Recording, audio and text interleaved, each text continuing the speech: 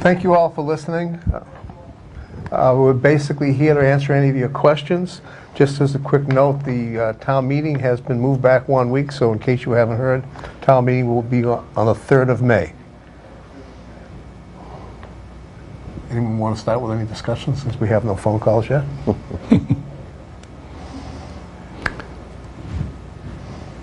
I don't have anything to say.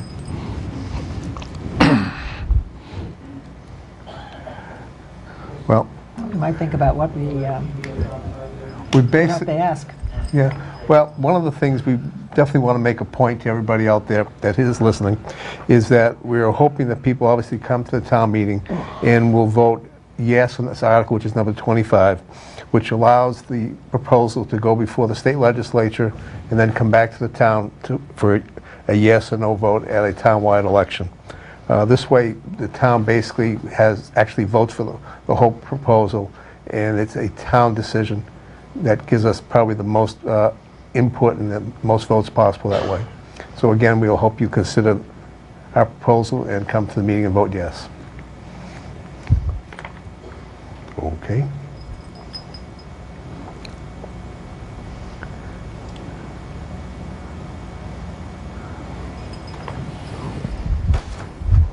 What would you ask, Ellen, if you were home?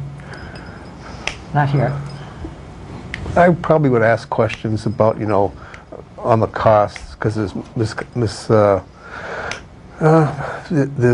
people are concerned about the cost of the government. Also, one of the biggest questions then people consider that they're going to lose their voice, and we've explained it, but maybe a greater explanation of how you really don't lose your actual input into the way the government is run.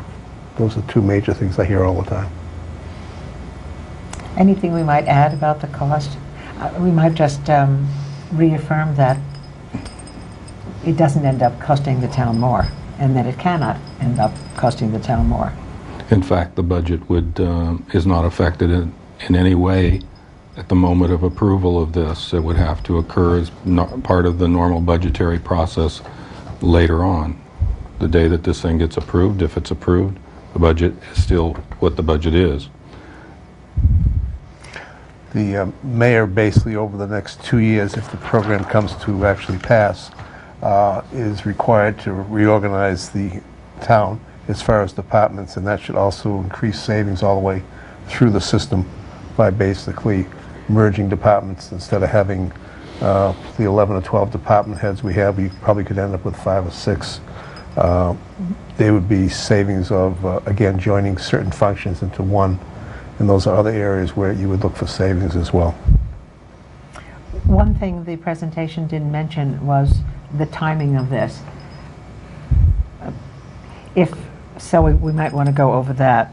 So if indeed at town meeting the vote is to let it go forward so that we find out what the town as a whole thinks about this proposal, even if it were to pass the full election, we still would need to wait a cycle so that we had elections for the councilors and the town clerk and the additional member to the school committee and the mayor, which means that this would not be taking effect till at the earliest January 2012.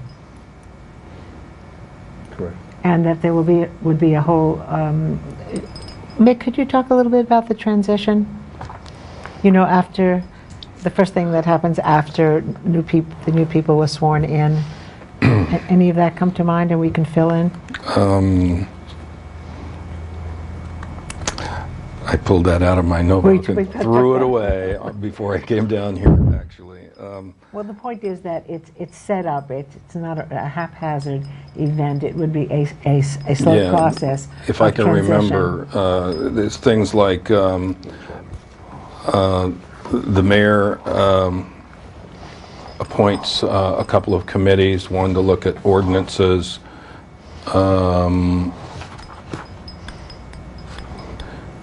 Ben's checking it for on January, specifically for the transition, from the time November election occurs till January 1st, when the mayor and the other elected officials take office, everyone continues in position all their current offices. Not until January 1st do things start affecting the existing officials.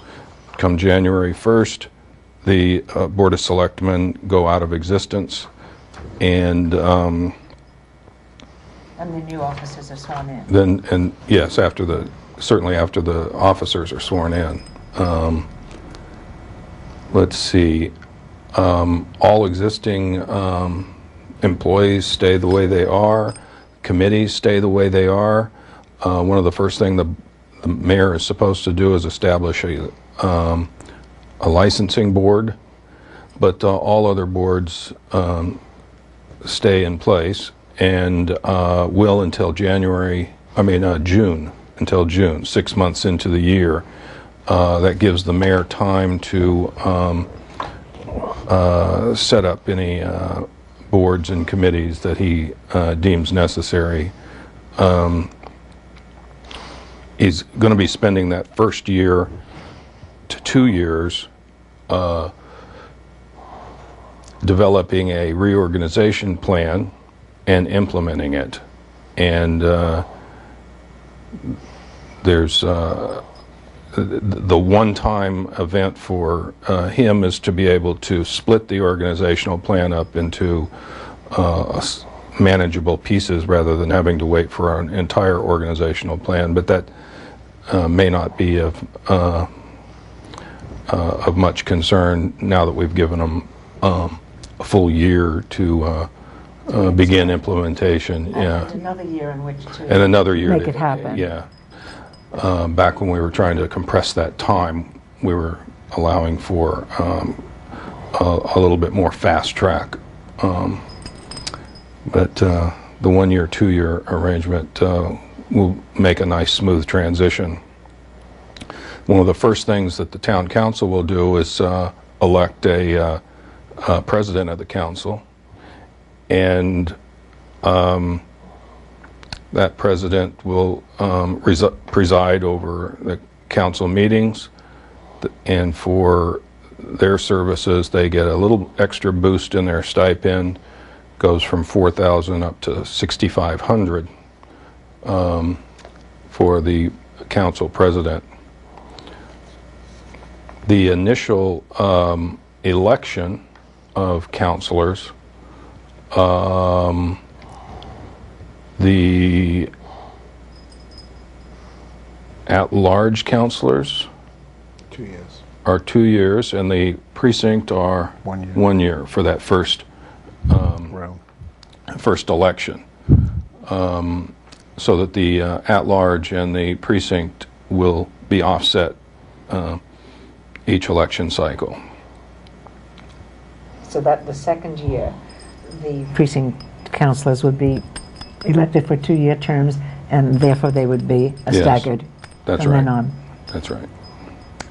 And the town council is one that would basically go ahead and do the bylaws and ordinances to go through and change what has to be done and change and modify.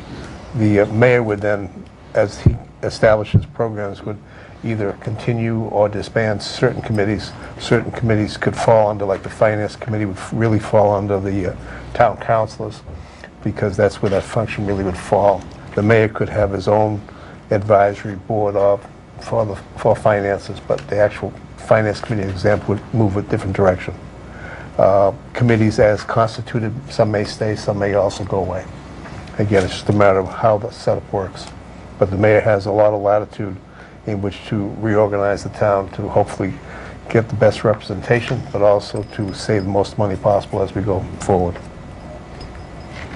So this is an opportunity, if you're listening, to not only ask the how questions, well, how would this work, how would that work, how would it be different, but even the why questions. What was your thinking that you chose this particular avenue?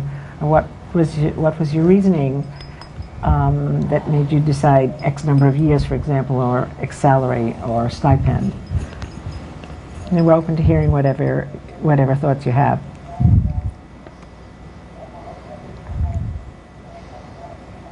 Come on, caller.